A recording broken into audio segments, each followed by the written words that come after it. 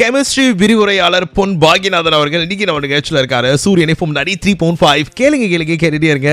நிறைய விஷயங்கள் எங்க கூட ஷேர் பண்ணுங்க சார். இந்த நேரத்தில் மாணவர்களுக்கு என்ன சொல்ல விரும்புறீங்க? நல்லா பெற்றோர்களிடையும் ஆசிரியர்களிடையும் நல்லா ஆசீர்வாதம் வாங்கிட்டு கான்ஃபிடென்ட்டா எக்ஸாம் ஹாலுக்கு போறோம். எக்ஸாம் ஹாலுக்கு போன உடனே கொஸ்டின் பேப்பர் கொடுக்குறாங்க. கொஸ்டின் பேப்பரை வாங்குறோம். கொஸ்டின் பேப்பரை வாங்கி அந்த கொஸ்டின் பேப்பரை படிக்கிறதுக்கான 10 நிமிஷத்தையும் என்ன பண்றோம், முழுசா பயன்படுத்தி எல்லா வினாக்களையும் ஒரு முறைக்கு 2 முறையை நல்லா தரவா படிச்சுக்கிறோம். படிச்சுட்டு எந்தெந்த கொஸ்டின்ஸுக்கு நல்ல விடை தெரியுமோ அவைகளை எழுதுறதுக்கு அதான் எழுத போறோம்ன்றத நம்ம டிக்கெட் தீர்மானம் பண்ணி வச்சுக்கிறோம். அப்போ விடை எழுத ஆரம்பிக்கிறோம்.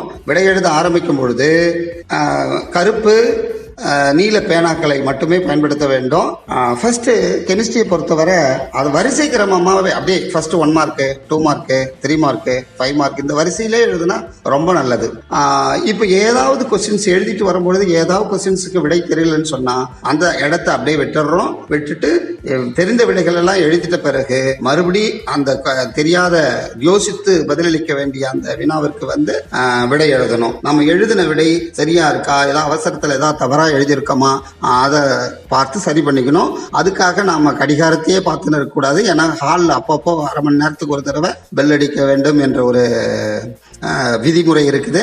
அதை இது பண்ணிக்கிட்டு நம்ம எழுதலாம். பிறகு வரிசைப்படியே தேர்வு எழுத வேண்டும். சூப்பர் சார், ரொம்ப ரொம்ப ரொம்ப ரொம்ப நன்றி சார். இதுவரைக்கும் கெமிஸ்ட்ரியை ரொம்ப ஈஸியா இப்படிலாம் எக்ஸாம் எழுதுங்க அப்படின்னு பல நுணுக்கங்களை நமக்கு சொல்லி கொடுத்தவர் திண்டிவனம் செயின்ட் ஆன்ஸ் பள்ளியோட உதவி தலைமை ஆசிரியரும் கெமிஸ்ட்ரி விரிவுரையாளருமான பொன் பாக்யநாதன் அவர்கள். சார் பேசி இன்னைக்கு நாம கேட்டது நாமெல்லாம் பாக்கியம் பண்ணிருக்கணும் அப்படின்னு நினைக்கிறேன். ரொம்ப நன்றி சார். இன்னைக்கு நிகழ்ச்சி சிறப்பா இருந்துச்சா? சிறப்பா இதே மாதிரியே மறுபடியும் இன்னொரு நேஷ்ல சந்திக்கிறேன். அது வரைக்கும் சூரியன் FM 93.5 கேளுங்க கேட்டுட்டே இருங்க.